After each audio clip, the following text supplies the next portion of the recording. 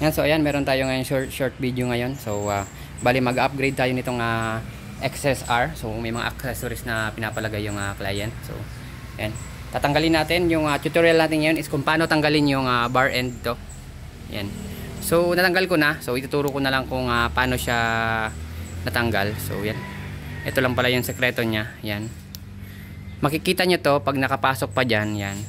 Ang gagawin nyo, habang may humihila nito, iipit nyo yan ng screw, ibababa nyo yan, ipapress nyo yan dito sa kabila, tsaka dito sa kabila papunta doon para, so yan, para pumasok tong yan lock, yung triangle na yan, yan yung naglalak.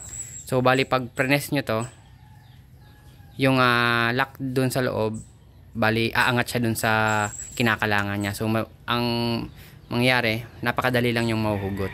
So yan, yan, simple lang. Yan, thank you.